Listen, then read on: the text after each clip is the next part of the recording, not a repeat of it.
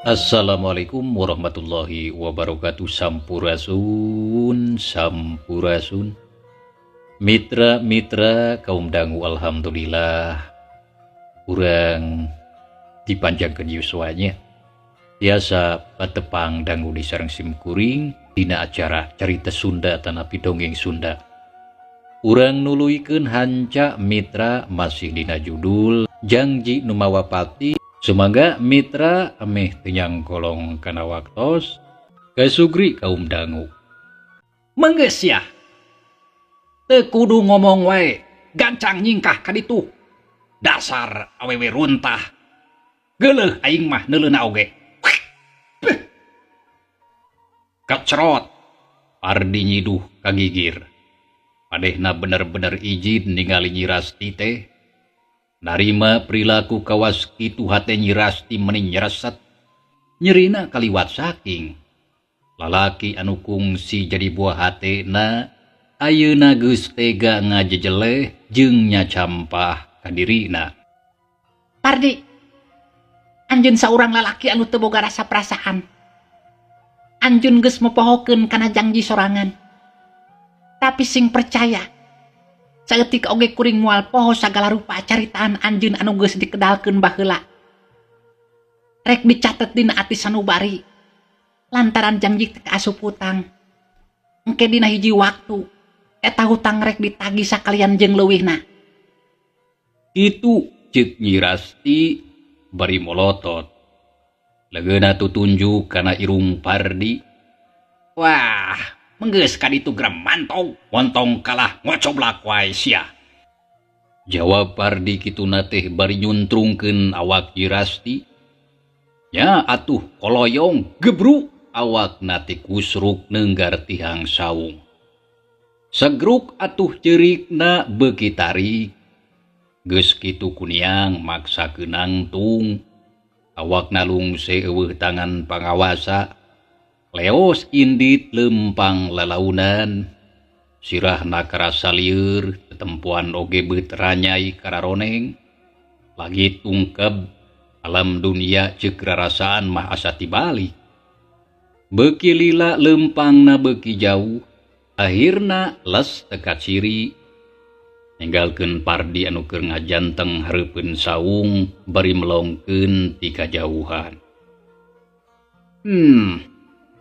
Ampura Rasti akang kapaksa kudu ngalakukeun anu samodel kitu.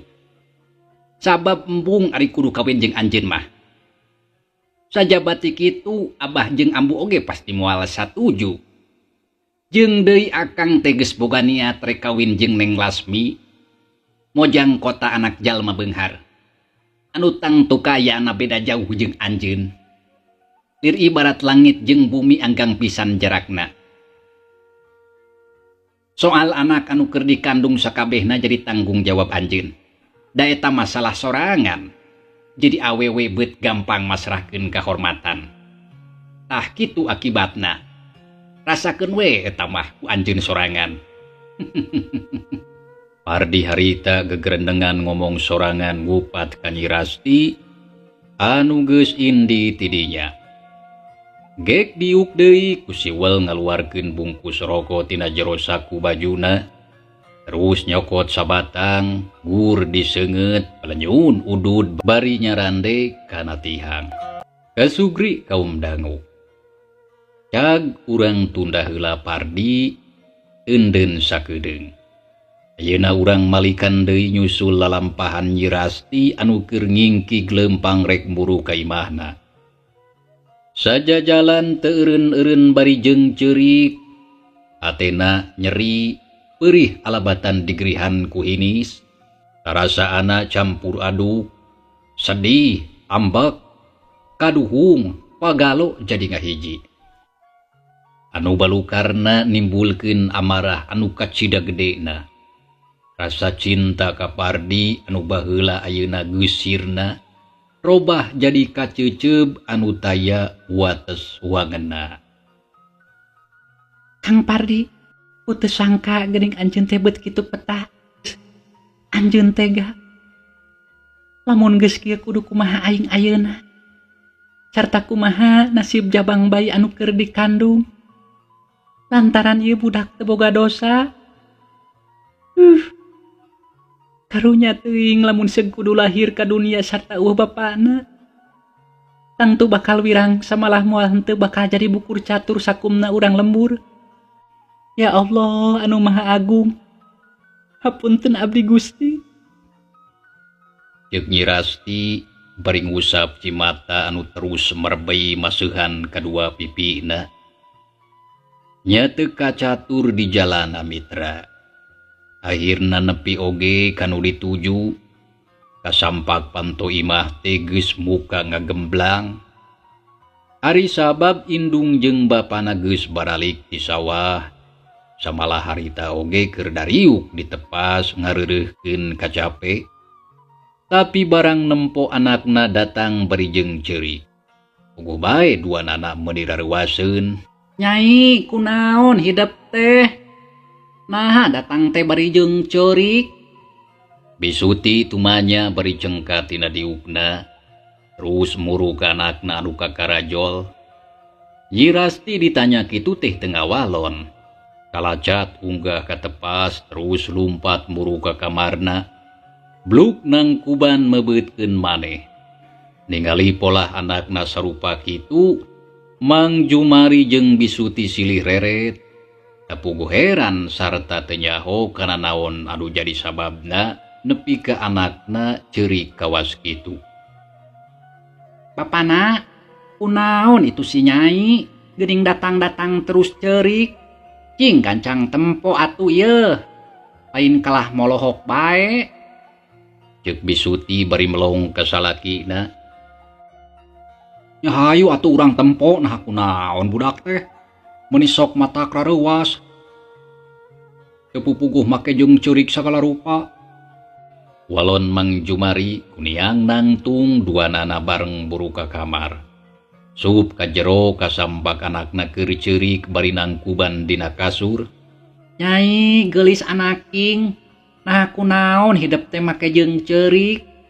Nah aya naon atuh? Sok gancang caritakeun ka Ma jeung ka Bapa. Ceuk Bisuti bari nyampeurkeun gek diuk di sisi ranjang. Ragamang leungeuna kana awak Nyi Rasti terus diusapan. Ari Mang Jumari ngajanteng nangtung bari neuteup. Nyai, kunaon hidup teh? Naon anu geus kajadian? Sok gancang geura caritakeun sangkan Bapa ngarti kana sababna. Nya Nyai sok geura caritakeun. Teu puguh atuh ari kieu mah. Itu ceuk indung bapana pilih genti nanya ka anakna. Lantaran saeutik oge teu nyaho naha kajadian naon anu ayeuna keur tumiba. Ari Nyi Rasti ngadenge kitu teh kalah beuki tarik ceurikna. Atena bingung kacida naha kudu kumaha atuh nepikeun kanu jadi kolotna.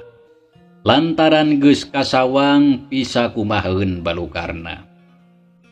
Rasti, geus tong kamalinaan teuing ceurik teh teu hade eta teh.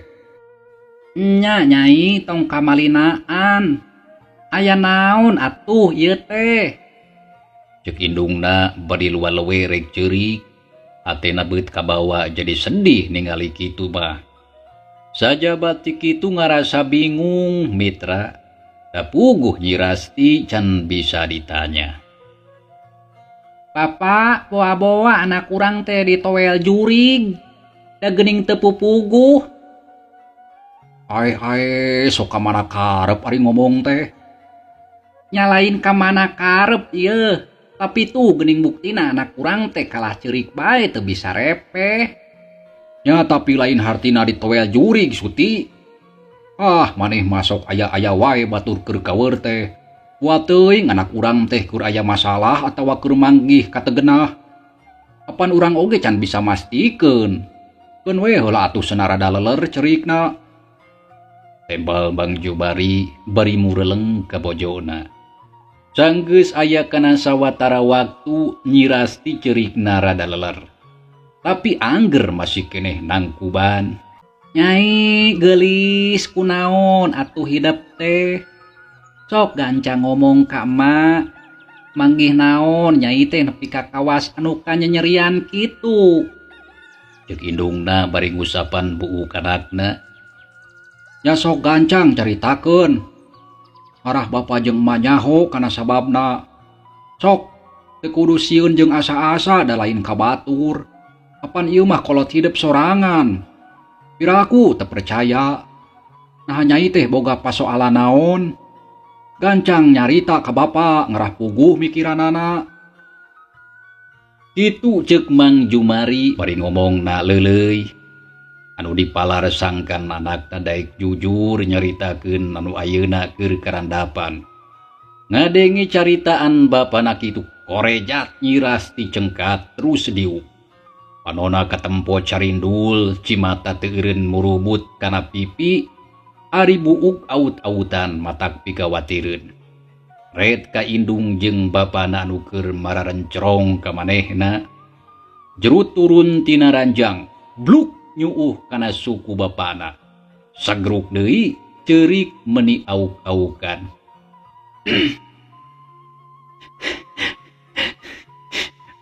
Apa? Ampun, Pak, ampun. Itu ceuk Nyi Rasti beri terus ngabangingig pikarunyaeun. Nyaksian pola anakna sarupa kitu puguh bae Mang Jumari jeung Bisuti beuki bingung. Pasti nanaonan hidup teh. Bapak, apunten abdi Pak, punten. Nyi Rasti menta dihampura bari ceurik. Sorana kadenge pegat-pegat. Nya, ku bapa dihampura, tapi aya naon ieu teh? Sok jelaskeun buru. Bapa teh bingung ari kieu mah. Ngalakukeun kasalahan naon hidup teh make menta dihampura sagala. Nya Nyai sok gancang atuh caritakeun. Makna cing ka ditu nyokot heula cai bere nginum heula budak teh. Ngarah teteg hatena. Mang Jumari nita nyokot cai ke bojona. Teloba omong leos atuh Bisuti ka dapur nyokot anu dipenta. Teu lila geus balik deui bari mawa cai sagelas. Nyai, yeuh nginum heula geura ngarah teteg. Bapana cing sok kadinya hudangkeun budakna tong seuna nyuuh kitu. Pasti sok hudang heula tong kikituan ah. Ceuk Mang Jumari bari nyengkatkeun anakna seuna diuk. Geus kitu dibere nginum ku indungna. Nyi Rasti ceurikna repeh tapi masih keneh kadenge inghak-inghakan. Nyai, sok geura cacarita aya naon ieu teh. Reuwas bapa teh hari nempo anak kawas kieu mah.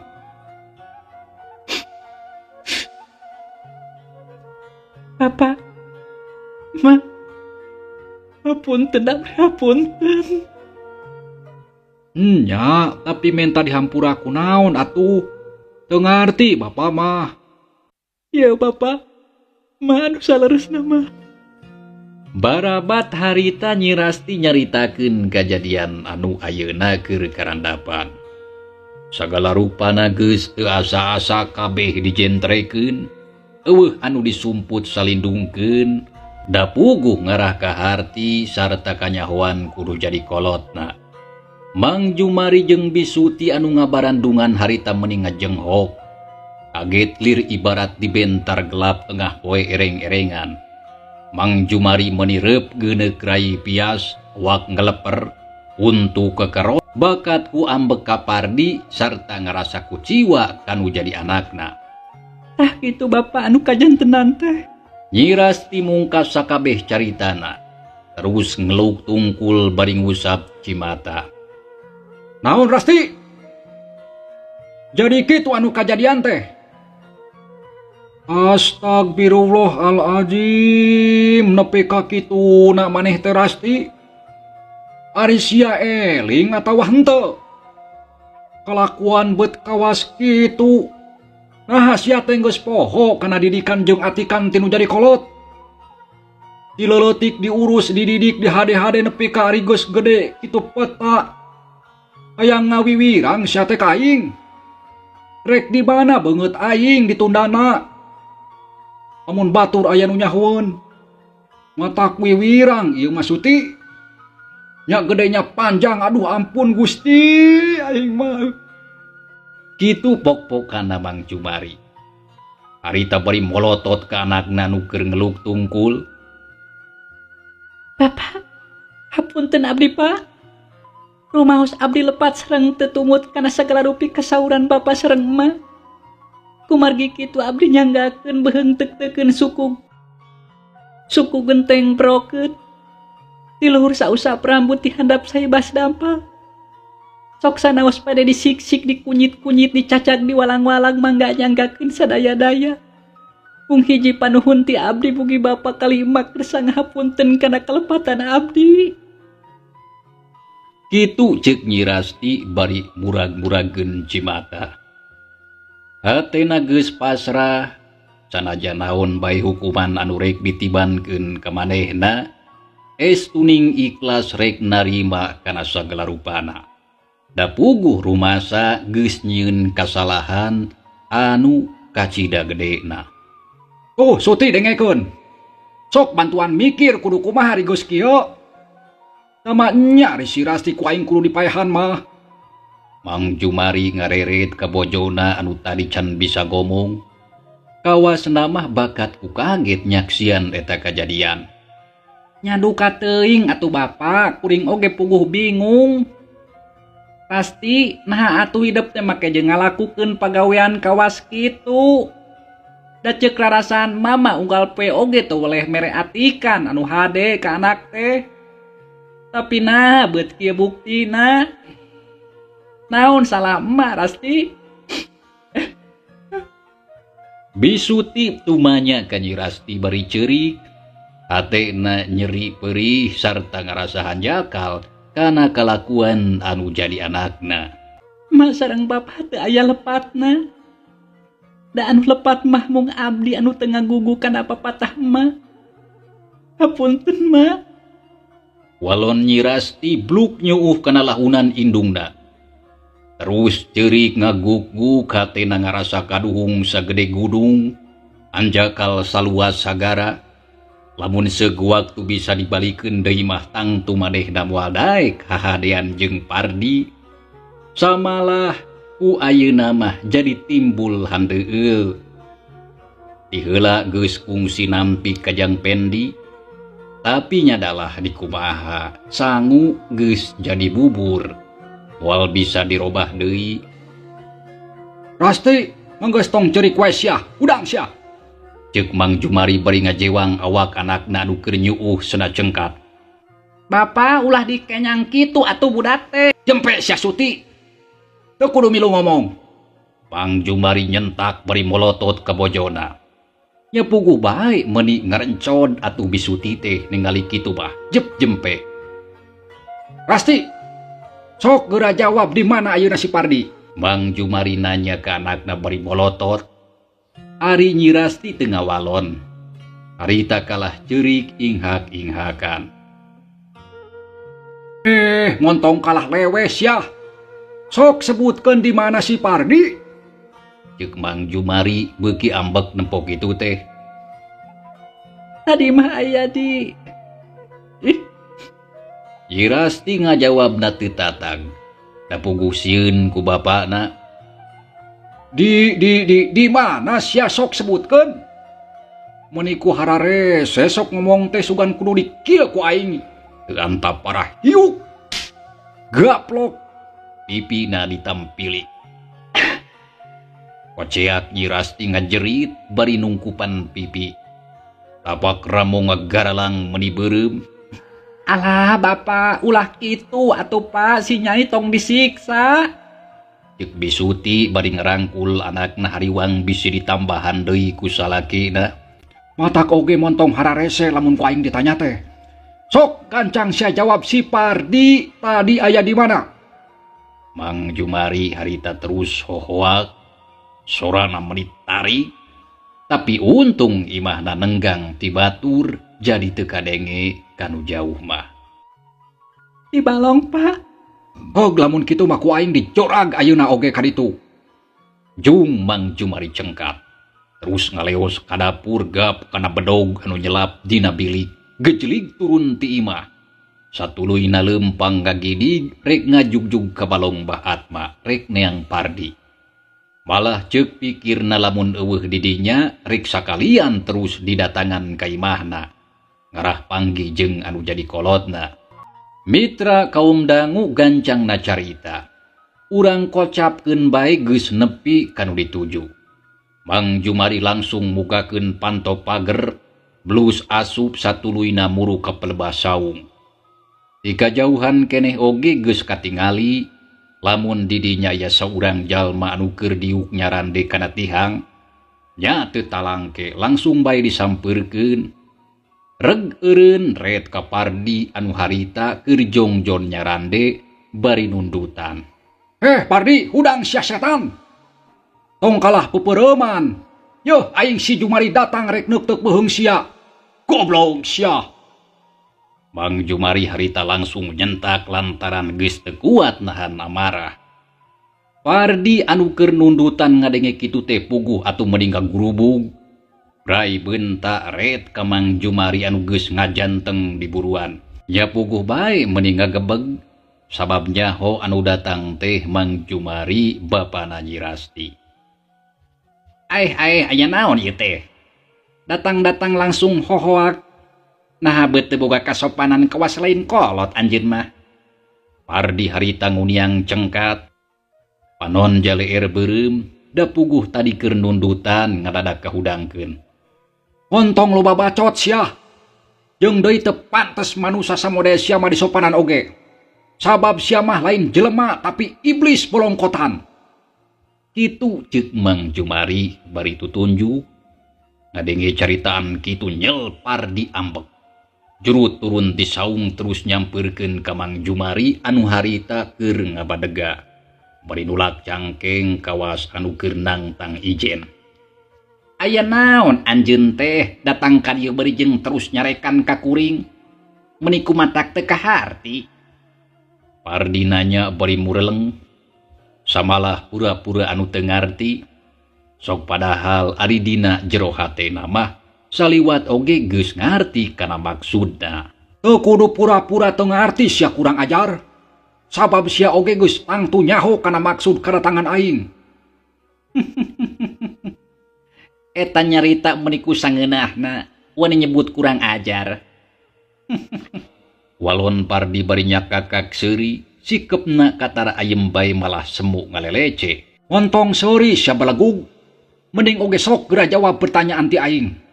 Naon anu geus dilakukeun ka si Rasti anak aing? Nya naon kitu? Ontong mungkir sia goblok.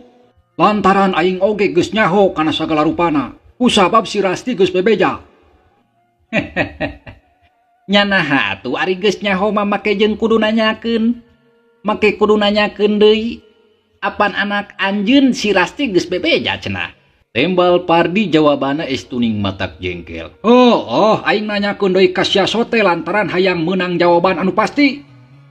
Nah nya maraneh duaan teh geus ngalakukeun pagawean anu teu munasabah basa di saung sawah.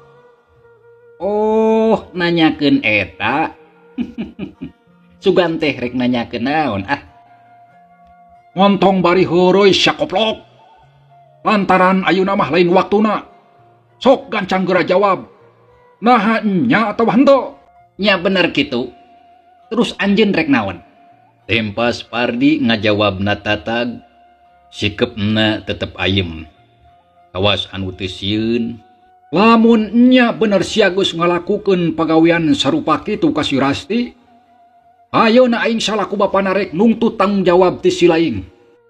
Sabab si Rasti ayeuna keureuneuh alatan perbuatan sia. Rek menta tanggung jawab.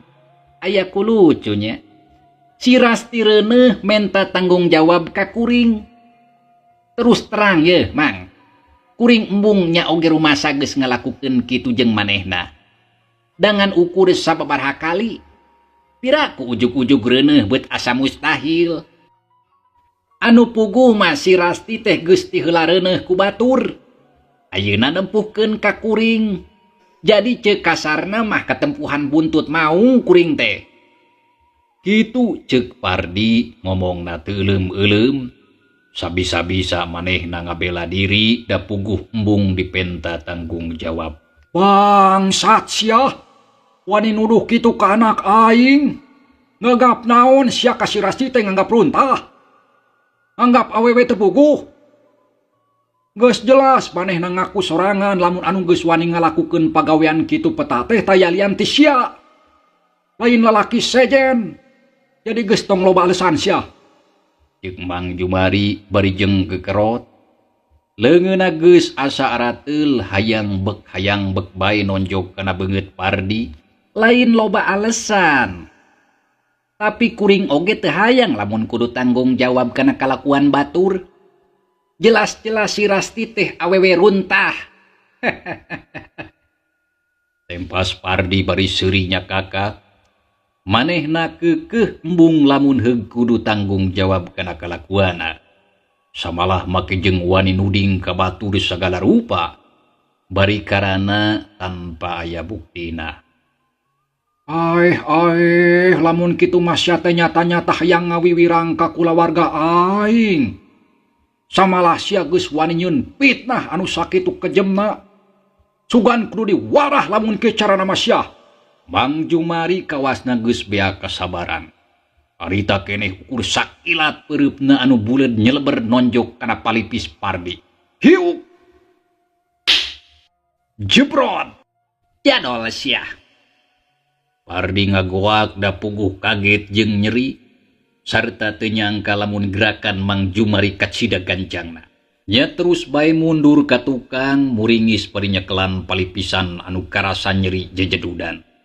Tapi bareng jeung kitu, teu kanyahoan suku katuhu Mang Jumari ngalayang ngarah kana dada. Sia! Jebrot! Aduh! Pardi harita ngagorowok, awakna ngajengkang ka tukang neunggar tihang saung.